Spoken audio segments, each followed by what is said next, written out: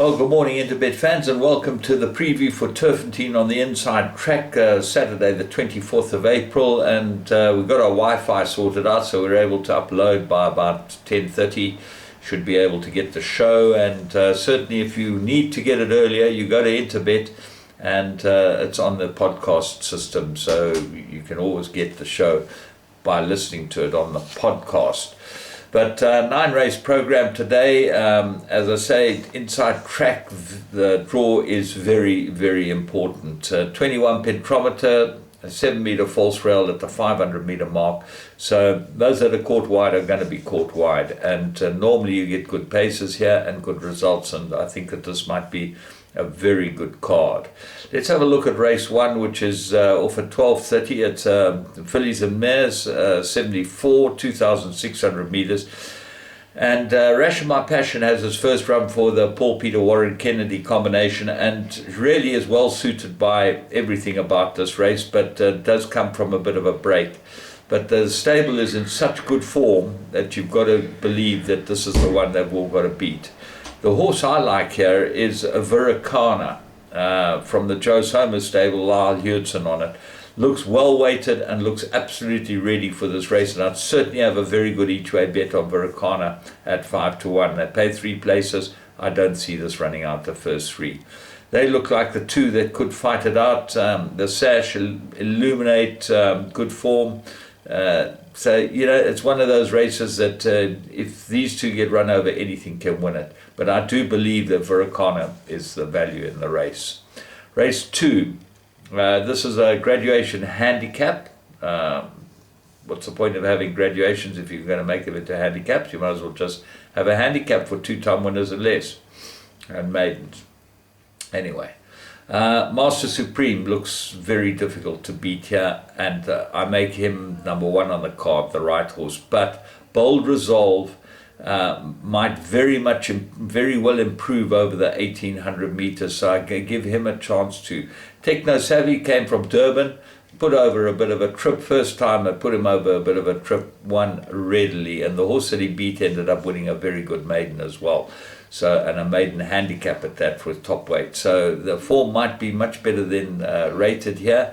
And Wire Mowing, Ryan Munger is a team that you can always be with, and Ryan has ridden the horse before. So Bold Resolve's the result horse, but the top 2 look like they're the 2 horses to beat here. Race 3, fillies and mares, they go 2,000 meters. I like Castle Durrow. I think that she's absolutely ready for a race like this.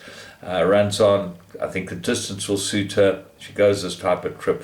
She is a 3-year-old, and Bold Fortune also a 3-year-old. Bold Fortune 1 from 1 over the distance. Then the 2 St. John Grey runners, Jive Express and Stately Home, both have some sort of chance in a race like this. Needed his last run, Stately Home, I think a big improver in the race, and I wouldn't leave it out of anything. They look like the ones that would fight it out. Race 4, Mirror rated 95, they go 1,600 meters, absolute 3-cornered contest here. I like Herodotus, I think he's absolutely ready, drawn 1. Chase Majan for the Johan Janssen van Vuren stable. His form is exemplary, and I think he's got ability, this horse. Then you've got to go and look at the bottom of the weights. He's got to give 5.5 kilos to Nebras. Nebras comes off rest and gelding. Quite interesting. Sean Terry made a couple of comments for the day, but he only commented on Ballon d'Or and Flash Burn. Didn't comment on Nebras here, which is I find strange. You know, if you're going to comment on all your runners, or don't comment at all. The Contractor is the other horse that might be very well suited by the distance. Paul Peter Warren Kennedy. I expect it to go well if it gets a 1,600. But Herodotus and then Nebras, you've got to watch the betting, because the stable is a betting stable. When they shorten, they fancied. Race 5, Mirror rated 80, handicap 1,600 meters, and I do like Trend Master here. I think he's the right horse. The only thing against him is that it does come from off the pace, and if Governor's Glory or Magic Blaze or Wakwas get away from him, excuse me, my morning cough, if they get away from him, he could be in trouble, but he does look like the right horse, and certainly looks like off draw 1, if you can sit just behind the front runners, maybe even a banker. Hochi Wichi, I trained a filly out this family. This family can run, and 1600, well, one wonders if this is what he's looking for. The family has produced all sprinters, but he is by twice over, so he might be a big improver. Race 6, Graduation Handicap, another one of these ones, 1500 meters. And if the horse is ready, I like Ballon d'Or 20-1. I think he's got a very, very big chance. He's just got to be ready. He's got ability, this horse, but he does come off a long break. If he's not ready, well, then we're going for Mohican. Number 4 on the card, for Calvin Habib gets to ride it. Euro Cent, second run after a rest. Contrail got some sort of chance, and Firefly shows pace as well. So all in all, quite a tough race, but I'm definitely not leaving Ballon d'Or out of anything. Race 7, Winter Smoke, Progress Plate, fillies and mares. Well, she looks at first glance to be the absolute right horse here. Got a good draw, got everything in her favour, but the course is a concern with Winter Smoke. She seems better down the straight, and that's why I'm going with thumbs up. She loves a course 2 from 4 course and distance. Lots to like about thumbs up, and she's got a pretty decent draw as well. I'd like Rapid Fire if the race was 1,000 meters, because it's very quick, and I think the course is going to suit the horses that race up front. Frosted Steel needed a run, might need one more. Race 8. 1200 meters, merit rated 88 handicap.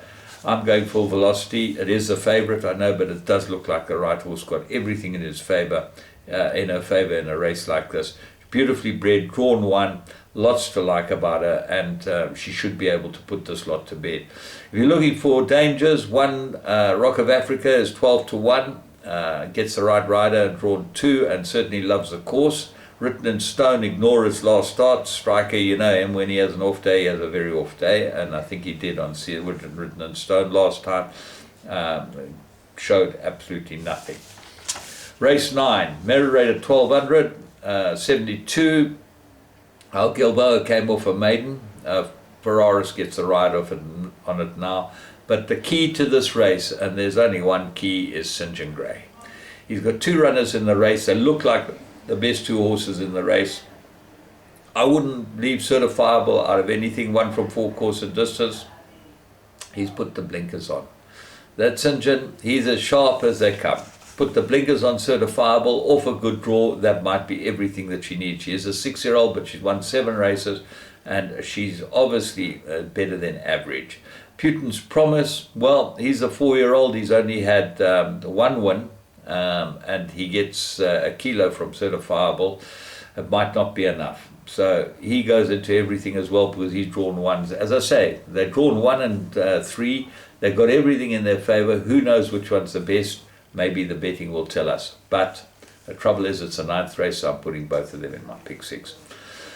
Let's have a great day's racing at Turffontein. Here in KwaZulu-Natal is miserable, cold and rainy. So luckily we're on the poly track tomorrow and Monday, so we should be absolutely perfect for racing if they've got the drainage problems right, and if they've looked after the track. We'll only find that out tomorrow. From me, James Goodman, and the whole Interbet team, you've got plenty of betting opportunities today. And Arsenal, as usual, absolute rubbish last night.